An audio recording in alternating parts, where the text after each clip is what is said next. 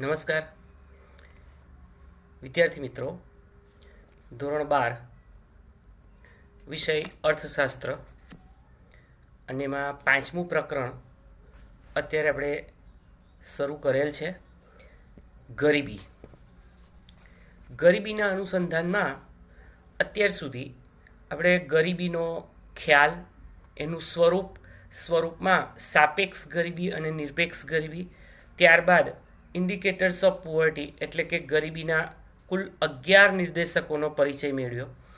બીજી એક વાત વિદ્યાર્થી મિત્રો, આ પ્રકરણમાં 5 માર્કનો પ્રશ્ન બોર્ડમાં પૂછાય છે. દરેક પ્રશ્નના ઉત્તરની લેન્થ થોડી વધારે છે, એટલે આમાં પણ આપણે 2 ભાગમાં વિડીયો રિલીઝ કરવો પડશે. ગરીબીના કારણો, ગરીબી કેમ ઉદ્ભવે છે, what is the causes of poverty. જેવી રીતે આપણે અગાઉ નિર્દેશકોનો અભ્યાસ કર્યો, એવી જ રીતે હવે ગરીબીના કારણોનો પરિચય મેળવીશું. તો વિદ્યાર્થી મિત્રો, કુલ ગરીબીના જે કારણો છે એમાં ઐતિહાસિક કારણો, ગ્રામીણ ગરીબીના કારણોમાં 2, કુદરતી અને વસ્તી વિષયક, આર્થિક કારણો જે છે એની અંદર કુલ 5 કારણો, અને સામાજિકમાં બીજા 2 તેમજ અન્યમાં 3. એટલે આપણે 2 વિડીયો લેક્ચરમાં આ એક 5 માર્કનો પ્રશ્ન પૂરો કરીશું. ખાસ કાળજી રાખજો, મુદ્દા બધા જ મોઢે કરવાના છે. એવું બની શકે કે પરીક્ષામાં ગરીબીના કારણો જણાવીને ગ્રામીણ ગરીબી અથવા તો અન્ય કારણો અથવા તો સામાજિક કારણો, ગમે તે કોઈ 2 કારણો ડિટેલમાં પૂછાય એટલે એના પેટા મુદ્દા સહિત આપણે લખવાનું રહે. ઓકે, તો શરૂ કરીએ છીએ. ગરીબીના કારણો. કોઈ પણ સમસ્યા એનો શ્રેષ્ઠ ઉકેલ લાવવો હોય તો આપણે એના કારણો જાણવા પડે, અને એ કારણો જાણી એને દૂર કરવાના ઉપાયોનો અભ્યાસ કરવો જોઈએ. ગરીબીની સમસ્યાનો ઉકેલ લાવવા માટે પણ ગરીબીના કારણો આપણે સમજવા પડે. આ કારણો કયા કયા છે એનો ખ્યાલ લેવો પડે, અને ત્યાર પછી જ આપણે ગરીબીને મૂળમાંથી દૂર કરી શકીએ છીએ. વિદ્યાર્થી મિત્રો, હવે આપણે શરૂ કરીએ છીએ ગરીબીના કારણો. પહેલું, ઐતિહાસિક કારણ. 5 ગુણનો પ્રશ્ન છે, સ્ક્રીન ઉપર તમને જોઈ શકો છો તમે. પહેલું, ઐતિહાસિક કારણ, હિસ્ટોરિકલ રીઝન. હવે આમાં આપણે થોડુંક ફ્લેશબેકમાં જવાનું છે. ઇતિહાસકારો પણ જણાવે છે કે 17મી સદીમાં ભારત વધુ શહેરીકૃત અને વ્યાવસાયિક રાષ્ટ્ર હતું. વેપારમાં સુતરાઉ કાપડની નિકાસોમાં ખૂબ મોટો હિસ્સો હતો. તેની સાથે સાથે સિલ્કનું કાપડ, મરી મસાલા, ચોખાની પણ તે નિકાસ કરતું હતું. પણ ધીમે ધીમે ભારતમાં અંગ્રેજો, ફ્રેન્ચ, ડચ આ બધી પ્રજાતિઓનું આગમન થયું, અને એમની સંસ્થાનવાદી શોષણની નીતિને કારણે ભારતમાં ખેતી અને ઉદ્યોગની પરિસ્થિતિ દિવસે દિવસે કથળતી ગઈ.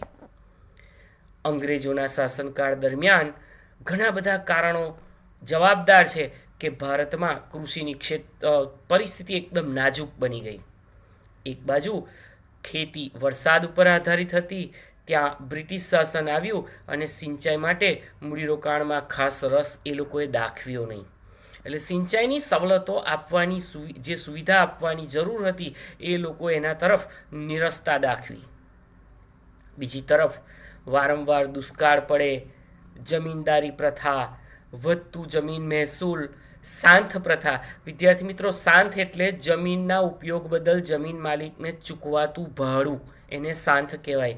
તો સાંથ પ્રથા વગેરેને કારણે ખેડૂતો આર્થિક રીતે પાયમાલ થતા ગયા. જમીનદારો, સાહુકારો, મોટા વેપારીઓ દ્વારા અપાતા ધિરાણ અને વ્યાજના બોજા હેઠળ તેઓ દબાઈ ગયા. જુઓ ખેડૂતોની કેવી કપરી હાલત થઈ. જમીન વિહોણા બનતા ગયા, ખેડૂત અને ખેતી બેહાલ બન્યા. પરિણામે ગરીબીમાં વધારો જોવા મળ્યો. આ પણ એક એનું કારણ છે. હવે ઉદ્યોગ અને વેપારની વાત કરીએ તો અંગ્રેજોએ એવી વેપાર નીતિ અને કર નીતિ દાખલ કરી, ઔદ્યોગિક નીતિ અમલમાં મૂકી કે જેથી અંગ્રેજોને જ ભારતમાં વેપારમાંથી ફાયદો થાય. ભારતની નિકાસો માટે યુરોપના બજારો પર પ્રતિબંધ મૂકવામાં આવ્યા. યુકે એટલે કે ઇંગ્લેન્ડમાં ઉત્પાદિત વસ્તુઓ ભારતમાં વેચાણ માટે એ લોકોને કર રાહત અને છૂટછાટ, એનો અર્થ એ થયો કે ઇંગ્લેન્ડથી ભારતમાં જે વસ્તુઓ આયાત કરીએ એના પર કરમાં રાહતો આપવામાં આવી. આ પેદાશોને દેશના ખૂણે ખૂણે પહોંચાડવા આપણા જ દેશની રેલવેનો ઉપયોગ કરવામાં આવ્યો. વિદ્યાર્થી મિત્રો, રેલવે શરૂઆત ખાનગી કંપની તરીકે થયેલી હતી. આ પ્રકારની નીતિથી અંગ્રેજોને ભારતમાં ઉત્પાદન અને વેચાણથી અધિશેષ પ્રાપ્ત થયો. આ અધિશેષ એટલે શું? અધિશેષ એટલે કોઈ પણ કૃષિ ક્ષેત્રની પેદાશનું ઉત્પાદન થયા પછી વેચાણ કરતાં વધતું અનાજ, એને અધિશેષ કહેવાય, જેનું તેઓ દ્વારા ઇંગ્લેન્ડમાં મૂડીરોકાણ કરી ત્યાંના જ ઔદ્યોગિકીકરણને વેગ આપ્યો. ત્યાંના ઉત્પાદિત માલના વેચાણ માટે ભારતના બજારનો ઉપયોગ કર્યો. આ વ્યવસ્થામાં ભારતીય ઉદ્યોગો અને વેપારીઓની હરીફાઈ શક્તિ તેમજ ઉત્પાદન શક્તિ ઘટવા લાગી. નાના અને ગૃહ ઉદ્યોગો પાયમાલ થયા. ઘણા બધા હસ્તકલા કારીગરો પણ બેરોજગાર બન્યા. ઉદ્યોગો પડી ભાગ્યા. અંગ્રેજોનો જોર જુલમ વધવા લાગ્યું. પરિણામે બેરોજગારી અને ગરીબીનું પ્રમાણ પણ ભારતમાં દિવસે દિવસે વધવા લાગ્યું. આ બધા હિસ્ટોરિકલ રીઝન ફોર ધ પુઅર્ટી, ગરીબી માટેના ઐતિહાસિક કારણો છે. આ બીજું કારણ ગ્રામીણ ગરીબી. ગ્રામીણ વિસ્તારમાં ગરીબીનું પ્રમાણ વધારે હતું. એની પાછળ જવાબદાર બે કારણો: કુદરતી પરિબળ અને વસ્તી વિષયક પરિબળ. પહેલું, કુદરતી પરિબળ. આપણે જાણીએ છીએ ભારત શરૂઆતથી જ ખેતી પ્રધાન દેશ છે.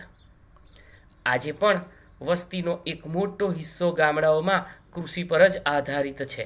ભલે પછી એમાં છુપા બેરોજગારો કાર્યરત હોય. ભારતમાં ખેતી ક્ષેત્રે ઉત્પાદનનો આધાર એક કુદરતી પરિબળ ઉપર છે. આપણે બધા જ જાણીએ છીએ વરસાદ અને હવામાન સારું હોય તો કૃષિ ક્ષેત્રે ઉત્પાદકતા વધે, પણ વારંવાર દુષ્કાળ પડે, વરસાદની અનિશ્ચિતતા, પૂર આવે, એને કારણે ખેતી ક્ષેત્રે ઉત્પાદન તથા આવકો ઓછી અને અનિશ્ચિત રહે છે. હવે કૃષિ ક્ષેત્રે ઉત્પાદન અને આવક ઓછી અને અનિશ્ચિત રહેવાને કારણે ગરીબી વધતી જાય છે. તો આ ગ્રામીણ વિસ્તારની ગરીબીનું કારણ છે કે ભાઈ ગામડામાં ગરીબીનું પ્રમાણ કેમ વધારે છે? તો પહેલું કુદરતી પરિબળો છે. બીજું વસ્તી વિષયક પરિબળો. વિદ્યાર્થી મિત્રો, આઝાદી પછી આયોજન કાળ દરમિયાન આર્થિક વિકાસ સાથે ઝડપથી સુધરતી આરોગ્ય સેવાઓને કારણે મૃત્યુદર ખૂબ જ ઝડપથી ઘટ્યું. હવે યાદ રાખજો, વસ્તી વૃદ્ધિ માટે બે પરિબળો જવાબદાર: જન્મદર અને મૃત્યુદર. આપણે આરોગ્યની સેવાઓ વધારી એટલે મૃત્યુદર નીચો ગયો. સામે પક્ષે જન્મદર પર આપણે નિયંત્રણ ન લાવી શક્યા. પરિણામે ઊંચો વસ્તી વૃદ્ધિ દર જોવા મળ્યો. ઝડપથી વધતી વસ્તીને કારણે માથાદીઠ આવકમાં પણ ખાસ વધારો ના જોવા મળ્યો. એટલે પર કેપિટા ઇન્કમ પણ નીચી રહી. હવે તમે વિચારો કે ભારતમાં એવા કુટુંબો કે જેનું કદ મોટું હોય અને એમાં રહેલા વ્યક્તિઓની માથાદીઠ આવક નીચી હોય, એને કારણે જીવનની ગુણવત્તા પણ નીચી જાય છે. વસ્તી વધતી જાય એને કારણે શ્રમનો પુરવઠો વધે, પણ સામે રોજગારીની તકો ન હોય એટલે શ્રમની માંગ ન વધે.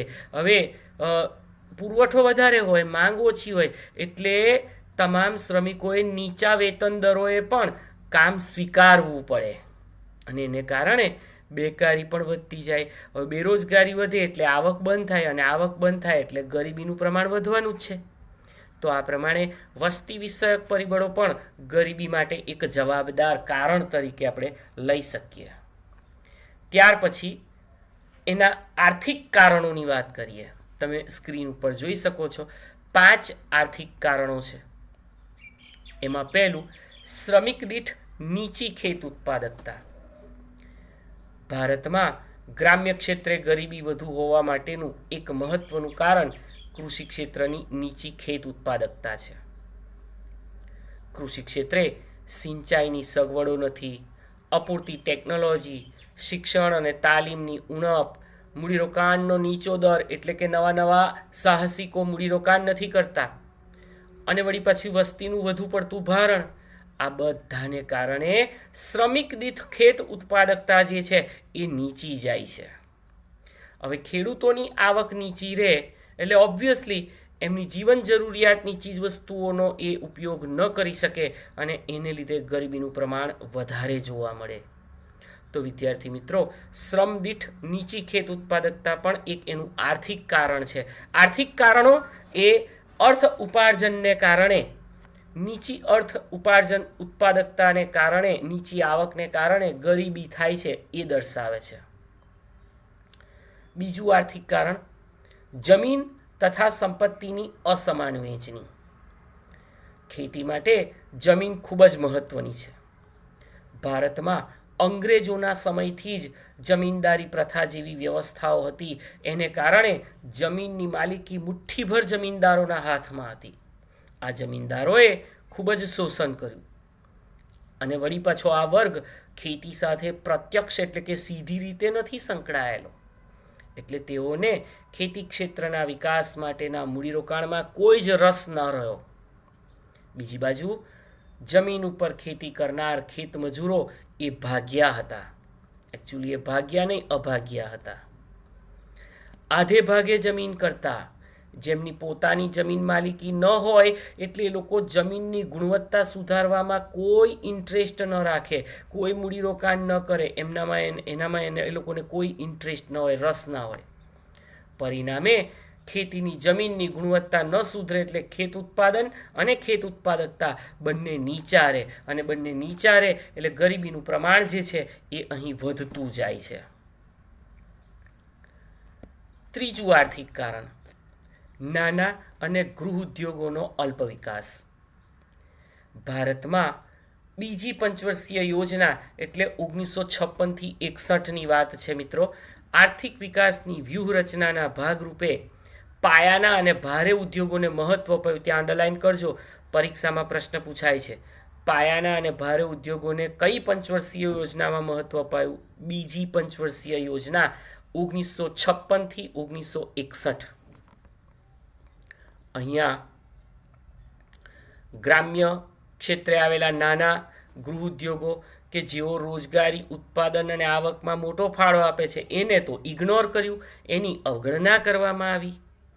આ ઉપરાંત ખેતી સાથે જોડાયેલા હોય એવા ઉદ્યોગો જેવા કે પશુપાલન, ડેરી ઉદ્યોગ, ફિશરિંગ એટલે કે મત્સ્યપાલન, આ બધાનો ઓછો વિકાસ થયો અને એને કારણે મોસમી બેરોજગારી વધારે જોવા મળી. વિદ્યાર્થી મિત્રો, મોસમી બેરોજગારી એટલે વર્ષના અમુક જ દિવસો કામ મળે, અમુક જ મહિના કામ મળે, બાકીના સમયમાં બેરોજગારી ભોગવવી પડે, એને મોસમી બેરોજગારી કહે છે. તો એને લીધે પણ ગરીબીનું પ્રમાણ વધતું જાય છે. ત્યાર પછી ચોથું આર્થિક કારણ ઝડપથી વધતા ભાવ. ફુગાવો, વધતા ભાવો ગરીબીને ગંભીર અસર કરે છે.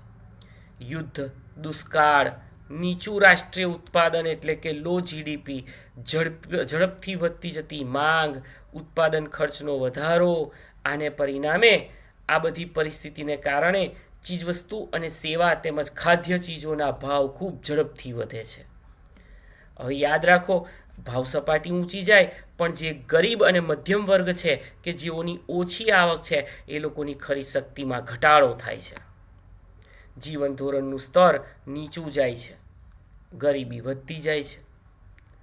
બીજી બાજુ વધતા ભાવોની સ્થિતિમાં ઉદ્યોગપતિ, વેપારી અને મોટા ખેડૂતો જે છે કે જેઓ મોટું હ્યુજ ઇન્વેસ્ટમેન્ટ કરે છે એ લોકોને ફાયદો થાય, પણ નાના ખેડૂતો, મધ્યમ વર્ગીય, ઓછી આવક ધરાવતા એ લોકોને નુકસાન જાય છે.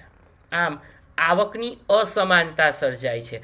ધનિકો વધુ ધનિક બને અને ગરીબો વધુ ગરીબ બને. આ પરિસ્થિતિનું અહીંયા નિર્માણ થાય છે. એવી જ રીતે પાંચમું આર્થિક કારણ બેરોજગારીનું ઊંચું પ્રમાણ. ભારતમાં મોટા ભાગની વસ્તી ગામડામાં છે અને એ પણ કૃષિ પર નિર્ભર છે, એટલે કે આધાર રાખે છે. એમની આવકનો એક જ સોર્સ અને તે છે કૃષિ.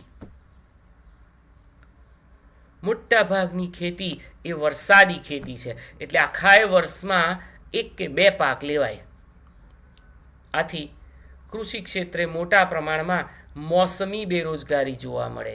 હમણાં જ આપણે વાત કરી મોસમી બેરોજગારી એટલે વર્ષના અમુક જ દિવસો એ લોકોને કામ મળે અને એ સિવાયના દિવસો એ લોકો બેરોજગારી ભોગવે. ઝડપથી વધતી વસ્તી, સંયુક્ત કુટુંબ પ્રથા એને કારણે ખેતી પર વસ્તીનું ભારણ વધતું જાય છે અને પ્રચ્છન્ન બેરોજગારી વધે છે. પ્રચ્છન્ન બેરોજગારી એટલે શું?